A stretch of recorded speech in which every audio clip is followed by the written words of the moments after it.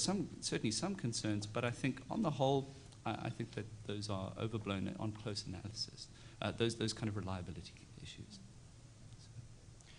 As propitiation for my sins, we've been granted an extra 5 minutes by the program organizers. Commander Bonadonna is next in the queue. Actually, Captain. Captain. That's okay. Part a up. couple of years ago, I surprised myself. But, Then you buy the drinks. yeah, right. It's kind of stale at this point. I want to go back to a comment made by Professor Hassan about this all being the use of force, and I think that that's correct, and I think it offers a way of thinking about some of these things.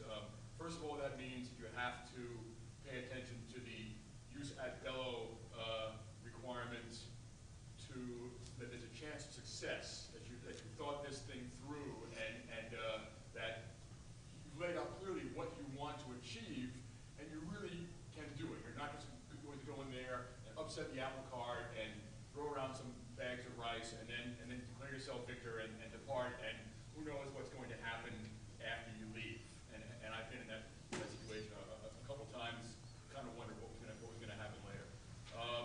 And one of the other things that means is that you have to pay attention to the Wittsian dictum that force always has a tendency to escalate, that a military intervention, a humanitarian intervention with arms, is not just a military operation other than war, it's a military operation that might become war, and might become a much bigger thing in military terms, in terms of the level of violence, maybe partly because you just up the ante of things going on.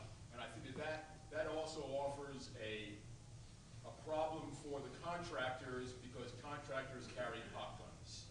They can't provide their own logistical support. They don't have much in the way of fire support. If they need an exit door to get out of there, it might not be so clear that they can hold that door open for themselves. They need a lot of help, and that's going to come from U.S. military forces. It seems that the road to hell is paved with well-meaning interventions. And anyways, anybody on the panel would like to respond to that? Sure. Yeah. Can I just? I agree with everything you say. I think these are matters of statecraft.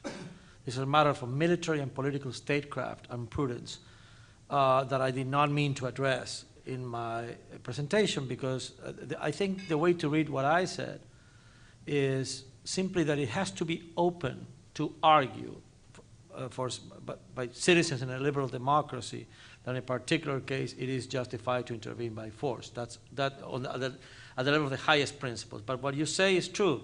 A little bit of comment on Alan also, if I may, which is related to this too. I think that the armies in liberal democracies should not be at the service of manipulating rebels. I agree with you on that. I think this is a very good presentation. I think we should ignore your cautionary points at our peril, and I think that's very good. On the other hand, I think your view proves too much, because the moral hazard argument. Because it means that actually for the Allies to declare force against Germany in 1939, of course that increased the German deadly response against everybody. And so therefore, it seems to me that your argument is implicitly parasitic on the fact that you don't think it is a good thing. You don't think in the justice, you really believe in the justice of the cause. That's the problem. And so because you're talking about, oh, well, let the government crush the rebels. That, of course, would be totally okay for Gaddafi, for example, to crush the rebels if the rebels were not these Al-Qaeda people. Suppose they were freedom fighters, right? But that's a different thing than genocide, you say.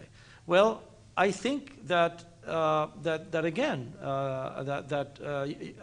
don't think you cannot make an argument for the unjustified the lack of justification of intervention based solely on moral hazard, because it would exclude many uses of force that you would want to justify. Can I have just a quick, yes.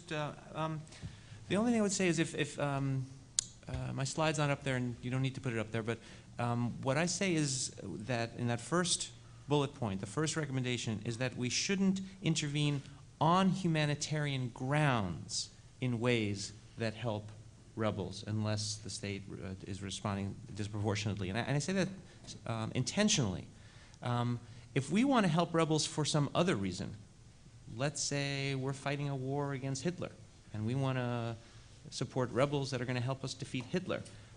That's fine, and we should say we're doing it. And my only point is we shouldn't help rebels, quote unquote, on humanitarian grounds. And I think we actually have helped a lot of rebels on humanitarian grounds in all of these cases. Rwanda actually too, but Bosnia, Kosovo, Darfur, and now in Libya. So I agree with you. I just think we need to be very clear about why we're doing what we're doing. There are questions that remain, but we have a panel on asymmetric warfare coming up that will raise a number of these questions for us in a different sense, and I think it would be good to take a break and wrap things up here on that note, and thank the panelists for a wonderful presentation.